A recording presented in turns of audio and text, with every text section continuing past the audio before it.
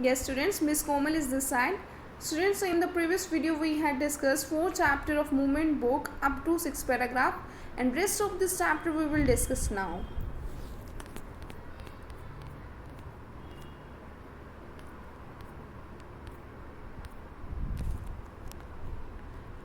The goldsmith named the merchant, and he was none other than the original owner of the house whose wall had fallen.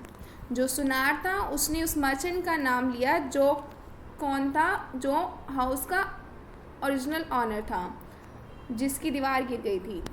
Now justice had come full circle thought the king back to the merchant. अब जो justice था, न्याय था, वो last चरण तक आ चुका था. राजा ने ये बात सोची और फिर उसके बाद मर्चेंट को बुलवाया गया. When he was rudely summoned back to the court, he arrived crying, "It was not me, but my father who ordered the jewelry."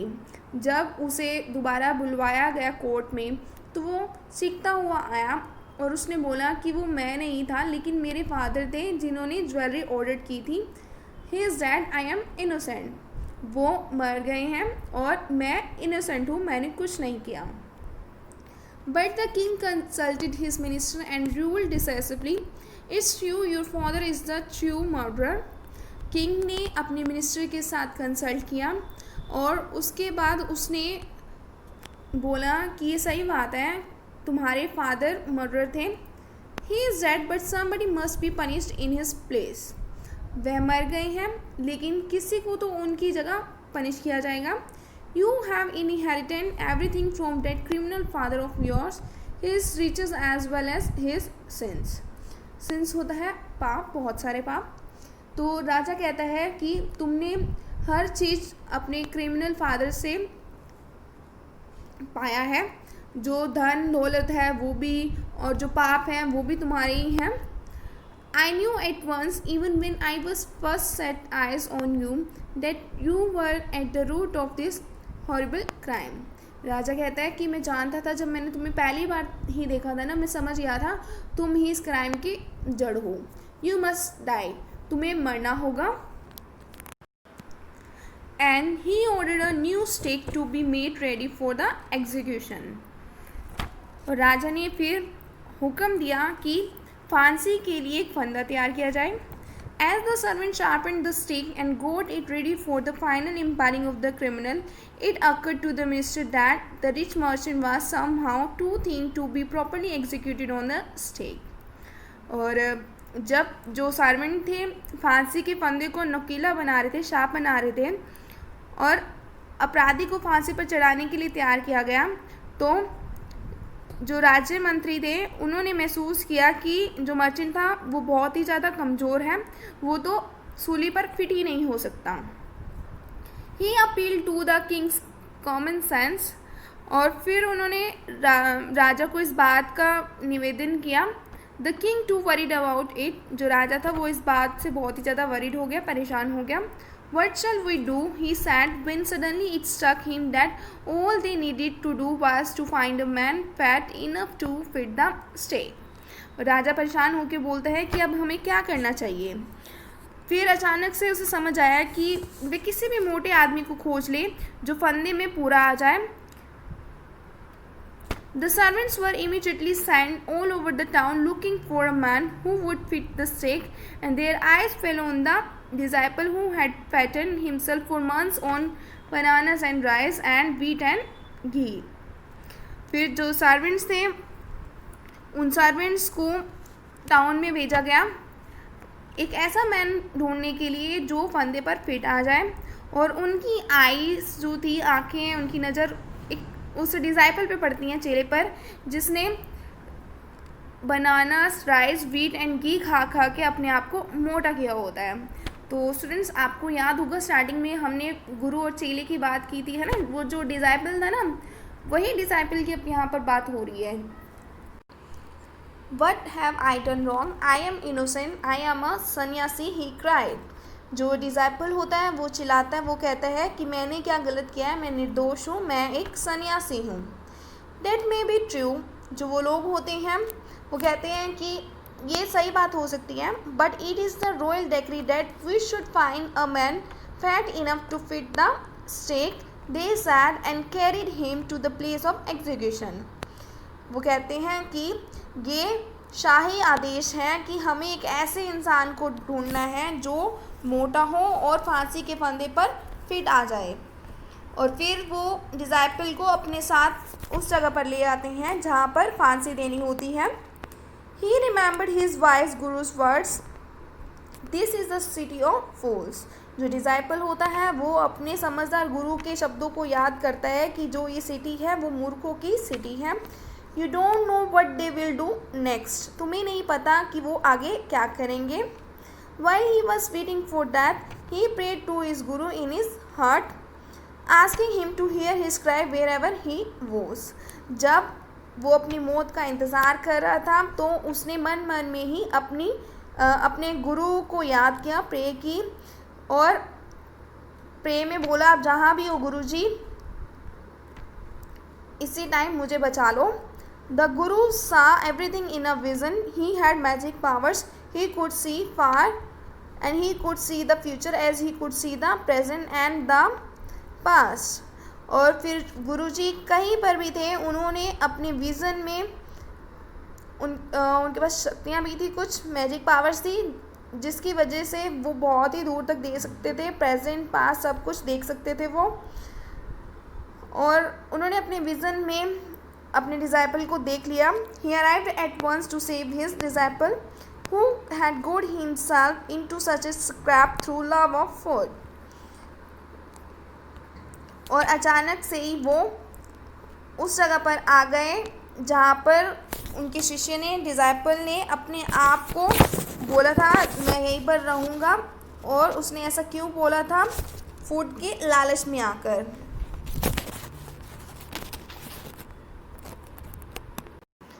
As soon as he arrived, he scolded the disciple and told him something in a whisper.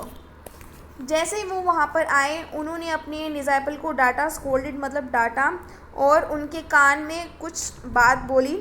Whisper होते हैं कानों में फुसफुसाना या फिर कानों में कुछ बात कहना। Then he went to the king and addressed him, O wisest of kings, who is greater, the guru or the disciple? तब वो किंग के पास जाते हैं और किंग को कहते हैं कि ए समझदार राजा, एक बात बताओ, कौन बड़ा होता है, गुरु या फिर उसका चेला? Of course the guru, no doubt about it. King कहता है ऑफ कोर्स गुरु बड़ा होता है, इसमें कोई डाउट वाली बात नहीं है। वाई डू यू आस्क, तुमने ये क्यों पूछा? Then put me to the stake first, put my disciple to death after me. जो गुरु थे वो कहते हैं कि पहले फिर मुझे फांसी के फंदे पर लटकाया जाए और मेरे चेले को बाद में। When the disciple heard this, he understood and began to clamor, Me first, you brought me here first, put me to death first, not him. जब डिज़ाइपल ने यानी कि शिष्य ने वो बात सुनी तो वो समझ गया और वो चीखने लगा, शोर करने लगा। क्लैमर होता है शोर करना या फिर चीखना। वो कहने लगा पहले मैं, आप मुझे पहले लाए हैं इसलिए मुझे फांसी के फंदे पर पहले लटकाया जाए, उन्हें नहीं। The guru and the disciple now got into a fight about who should go fast. जो गुरु और चेला था उसका, वो दोनों ही लड़ने लगे और कहने लगे कि मैं पहले मैं। The king was puzzled by this behavior. King इस व्यवहार को देख के बहुत ही ज़्यादा कंफ्यूज हो गया। He asked the guru, why do you want to die? उसने गुरु से पूछा कि तुम क्यों मरना चाहते हो? We chose him because we needed a fat man for the stake. King कहता है उसे कि हमने इसे चुना है क्योंकि हमें एक मोटे इंसान की ज़रूरत थी फंदे पे लटकाने के लिए। You should not ask me such questions. Put me to death first, replied the guru. गुरु उत्तर देता है कि कुछ भी ना पूछा जाए, कोई भी क्वेश्चन ना पूछा जाए, बस मुझे पहले फांसी पर लटकाया जाए। Why there is some mystery here, वो कहता है, किंग कहता है क्यों, यहाँ पर कोई रहस्य है। मिस्ट्री मतलब रहस्य, राज की बात। As a wise man you must make me understand. फिर वो गुरु को कहता है समझदार मैन के रूप में तुम्हें मुझे समझाना होगा कि तुम इस बात के लिए क्यों एग्री हो कि उसे बाद में फांसी देनी है और मुझे पहले। Will you promise to put me to death if I tell you, asked the guru. गुरु कहता है मुझे प्रॉमिस दो, मैं अगर तुम्हें बताता हूँ तो तुम मुझे पहले मारोगे। The king gave him his Solomon word. King ने उसे प्रॉमिस कर दिया। The Guru took him aside out of the servant's earshot and whispered to him, do you know why we want to die right now, the two of us? गुरु फिर king को servant से थोड़ा सा side में ले जाता है और उसके कान में कहता है कि क्या तुम जानते हो कि हम अभी क्यों मरना चाहते हैं? We have been all over the world but we have never found a city like this or a king like you. गुरु कहता है कि हमने सारी सिटी घूमी है, पूरा संसार घूमा है, लेकिन तुम्हारी सिटी जैसी कोई सिटी नहीं पाई और ना ही तुम्हारे जैसा कोई राजा पाया है। That stake is the stake of the God of justice। जो ये स्टेक है वो गॉड ऑफ जस्टिस है। It's new, it has never had a criminal on it। ये नया है और इसके ऊपर कभी कोई क्रिमिनल नहीं लटकाया गया है। Whoever dies on it first will be reborn as the king of this country। जो कोई भी इसके ऊपर लटकाया जाएगा मार जाएगा वो और फिर दोबारा से जन्म होगा उसका और वो इस कंट्री का किंग बनेगा। And whoever goes next will be the future minister of this country। फिर वो कहता है कि उसके बाद जो भी मारा जाएगा वो इस कंट्री का मिनिस्टर होगा, मतलब पहले जो मारा जाएगा वो इस कंट्री का किंग होगा, लेकिन जो बाद में मारा जाएगा फिर वो मिनिस्टर बनेगा। We are sick of our ascetic life. वो कहते हैं कि हम अपनी सन्यासी लाइफ से तंग आ चुके हैं। It would be nice to enjoy ourselves as king and minister for a while. ये बहुत ही अच्छा होगा, आनंददायक होगा कि थोड़ी टाइम के लिए हम दोनों किंग और मिनिस्टर बन के रहें। Now keep your word my lord and put us to death, me first remember. अब आप अपने वचनों को पूरा करें महाराज, पहले मुझे फांसी पर लटकाएं, याद रहे। The king was now thrown into deep thought. He did not want to lose the kingdom to someone else in the next round of life. जो राजा था वो गहरे विचारों में खो गया। वो नहीं चाहता था कि कोई दूसरा व्यक्ति अगले जन्म में उसके राज्य का मालिक बने। ही नीडेड टाइम, उसे समय की ज़रूरत थी। So he ordered the execution postponed to the next day and talked in secret with his minister.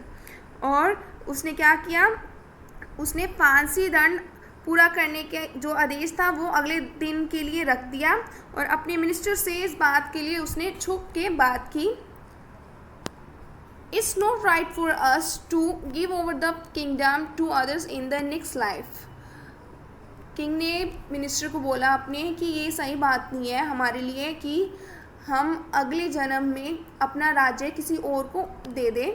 Let's go on the stake ourselves and we will be reborn as king and minister again।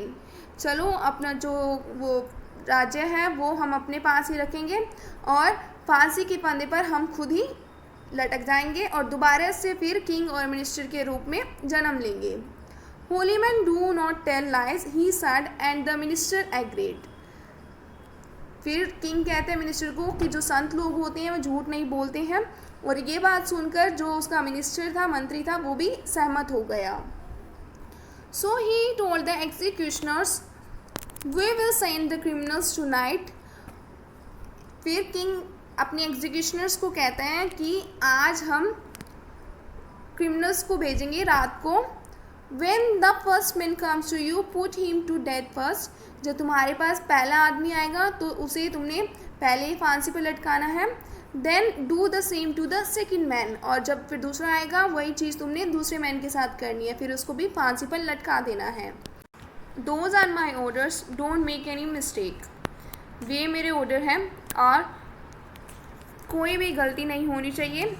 Date night the king and minister went secretly to the prison, release the guru and the disciple, disguised themselves as the two, and as arranged beforehand with loyal servants were taken to the stake and promptly executed.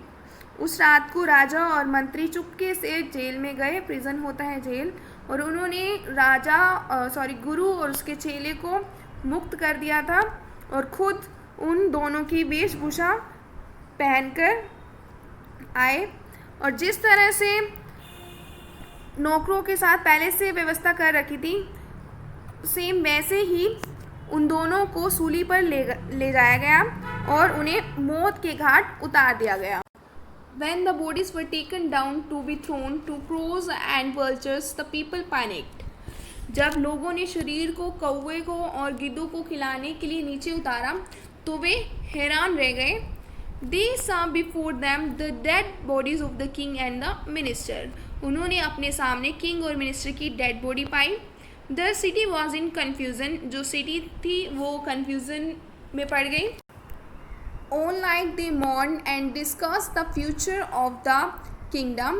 सारी रात वे शोक संताप करते रहे। कौन? जो राज्य के लोग थे, और उन्होंने राज्य के फ्यूचर के बारे में काफ़ी विचार किया। Some people suddenly thought of the guru and the disciple and caught up with them as they were preparing to leave town unnoticed.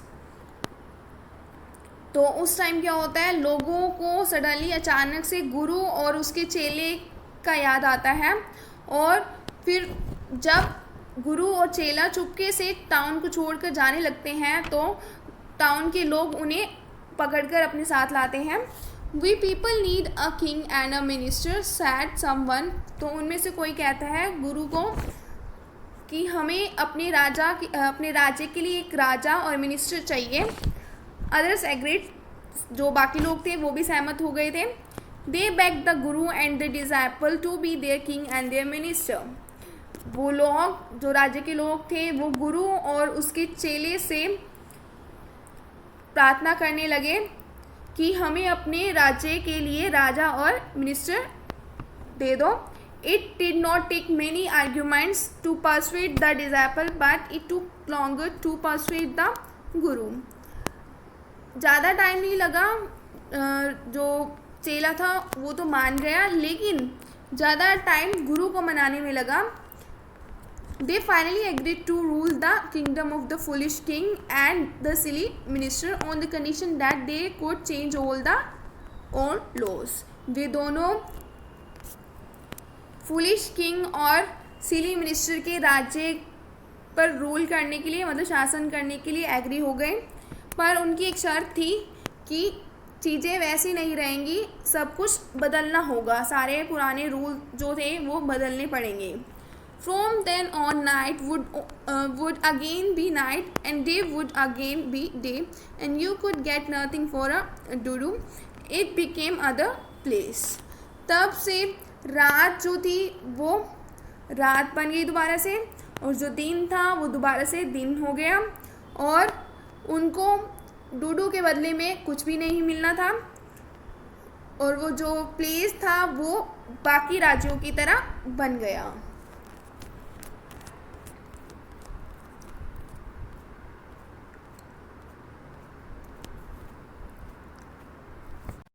Yes students, this is the explanation of 4th chapter and the name of this chapter is In the Kingdom of Fools. देखिए students, इस chapter में हमने पढ़ा है ये एक मूर्खों का राज्य होता है, और इस राज्य में एक राजा होता है और मंत्री होता है जो कि दोनों ही मूर्ख होते हैं। उन्होंने डिसीजन लिया कि रात को हम दिन में बदलते हैं और दिन को रात में, मतलब रात के टाइम सारे लोग काम करेंगे और दिन के टाइम सारे सो जाएंगे। एक बार ऐसे ही क्या होता है, उनकी सिटी में ना एक गुरु आता है और उसका डिसाइपल यानी कि चेला आता है। वो सारे टाउन को ऐसे देख के हैरान हो जाते हैं कि दिन के टाइम तो वहाँ पे कोई नज़र ही नहीं आ रहा, और जैसे ही रात होती है सारे लोग उन्हें नज़र आने लग जाते हैं, वो सारे काम करने लग जाते हैं।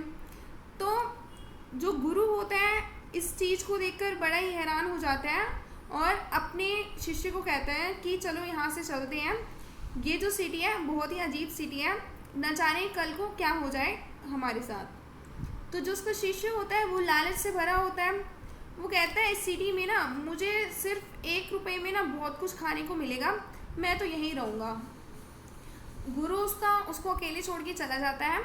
फिर एक बार क्या होता है, एक राजा एक अमीर व्यापारी के घर में चोरी करने के लिए आता है। उस टाइम क्या होता है, एक दीवार उसके ऊपर गिर जाती है और फिर वो मारा जाता है। तो चोर का भाई ना राजा के पास जाता है, वो कहता है कि महाराज मेरे भाई की मृत्यु हो गई है और ये मृत्यु कच्ची दीवार बनाने के कारण हुई है, तो आप अपराधी को सज़ा दो। तो फिर महाराज क्या करते हैं, किंग क्या करता है, ब्रिकलेयर को बुलवा भेजता है। ठीक है, ब्रिकलेयर आता है। ब्रिकलेयर कहता है कि इसमें मेरा कोई फॉल्ट नहीं है, बल्कि जब मैं ये बना रहा था ना तो एक डांसिंग गर्ल ने मुझे डिस्ट्रैक्ट किया, जिसकी वजह से ये वॉल ऐसी बनी और ये वॉल उस चोर के ऊपर गिर गई। तो फिर किंग डांसिंग गर्ल को बुलवाते हैं, जो कि अब बूढ़ी हो जाती है। वो वुमेन कहती है कि इसमें मेरा कोई फॉल्ट नहीं है, बल्कि एक गोल्ड स्मिथ का फॉल्ट है, जिसके कारण मेरे को बार बार चक्कर लगाने पड़ रहे थे। तो फिर गोल्ड स्मिथ को बुलवाया जाता है, यानी कि सुनार कहता है कि इसमें मेरी कोई गलती नहीं है, मैं तो उस वुमेन के जो ज्वेलरी थी वो बना देता, लेकिन मेरे पास ऑलरेडी ऑर्डर था, वो एक रिच मर्चेंट का ऑर्डर था, उनके घर पे शादी थी। तो वो गोल्डस्मिथ कहता है इसमें उस इंसान का फॉल्ट है, यानी कि मर्चेंट का फॉल्ट है। तो फिर किंग कहता है फाइनली हमें कल्प्रिट मिल गया है, अपराधी मिल गया है, उसको बुलवाओ। तो उस मर्चेंट को बुलवाया जाता है। वो कहता है कि इसमें मेरा दोष नहीं है, मेरे फादर का दोष है, क्योंकि उन्होंने बनवाई थी ये दीवार अपने टाइम में। तो राजा कहता है तुम्हारे फादर तो मारे गए हैं, अब सज़ा तुम्हें मिलेगी, क्योंकि सारी प्रॉपर्टी पे भी उनकी तुम्हारा ही हक है, तो तुम्हें सज़ा मिलेगी। तो उसके लिए एक फंदा तैयार करवाया जाता है, लेकिन वो उस फंदे में आ नहीं पाता है, क्योंकि वो जो फंदा होता है ना वो एक मोटे इंसान के लिए होता है। तो राजा इस बात से परेशान हो जाता है। फिर उसके बाद अपने जो मंत्री थे उन लोगों को ऑर्डर देता है कि एक ऐसे इंसान को ढूंढ कर लाओ जिसके गले में ये फंदा फिट आ जाए। तो जैसे वो टाउन में घूमने जाते हैं तो उनको ना एक इंसान मिलता है, और वो इंसान होता है गुरु का चेला, जो कि लालच में आकर वहाँ पर रह जाता है। फिर उसके बाद क्या होता है, उसको लेकर आया जाता है राजा के पास। राजा कहता है कि तुम्हें इस फंदे में फिट किया जाएगा और तुम्हें मार दिया जाएगा। फिर जब चेला अपने गुरु को याद करता है तो उसी टाइम उसका गुरु उसके सामने आ जाता है और वो उसकी हेल्प करता है। वो दोनों प्लान बनाते हैं कि हम ना राजा को ऐसा बोलेंगे कि पहले मुझे मारो, और फिर उसके बाद वो परेशान हो जाएगा और उसके बाद हमसे कारण पूछेगा। तो होता भी ऐसे है। तो गुरु कहता है, फिर जब राजा जब उससे पूछता है, गुरु उसको कहता है कि ना बात ये है कि जिसको पहले फांसी पर लटकाया जाएगा ना वो इस कंट्री का बहुत ही बड़ा राजा होगा, और उसके बाद जो लटकाया जाएगा वो मिनिस्टर होगा। तो राजा इस बात से ना हैरान हो जाता है। तो फिर वो डिसीज़न लेता है कि चुपके से हम ही फांसी पर लटक जाते हैं और खुद ही अपने अगली लाइफ में इस कंट्री के किंग होंगे और तुम इस कंट्री का मिनिस्टर होना। ठीक है, वो ये बात अपने मिनिस्टर को कहता है। तो ऐसे ही होता है। तो उनको लटका दिया जाता है, इस बात का किसी को भी नहीं पता होता। लेकिन जब अगले दिन सुबह उनकी डेड बॉडीज़ को लाया जाता है तो सारे लोग हैरान हो जाते हैं देखकर कि ये तो हमारा किंग और मिनिस्टर है उसका। तो उनका जो राज्य होता है वो खाली हो जाता है, मतलब कोई किंग और मिनिस्टर नहीं होता। सारे लोग ना फिर उनको ढूंढ के आते हैं, गुरु और चेले को। फिर उनसे रिक्वेस्ट करते हैं कि हमारे राज्य का ना आप किंग बन जाओ और आपका चेला मिनिस्टर होगा। मिनिस्टर बनने के लिए चेला तो मान जाता है, लेकिन जो गुरु होता है वो नहीं मानता। फिर बाद में रिक्वेस्ट करने के बाद वो बहुत देर बाद मानता है और वो कहता है बन तो जाऊंगा, लेकिन एक शर्त है। वो शर्त ये है कि सारे पुराने रूल बदलने पड़ेंगे और जो ये कंट्री है वो जो ये राज्य है वो पहले जैसा नहीं रहेगा। मतलब रात के टाइम सारे सो जाएंगे और दिन के टाइम सारे काम करेंगे, और कोई भी चीज़ जो है वो सिंगल रुपी में नहीं मिलेगी, यानी कि डूडू में नहीं मिलेगी। और जो ये सिटी है वो दूसरी सिटीज़ की तरह बन जाएगी। तो इस चैप्टर में यही था जो कि किंगडम ऑफ फूल्स था। And students, I hope all of you have understood this chapter. Now I am closing this chapter. Okay, thank you.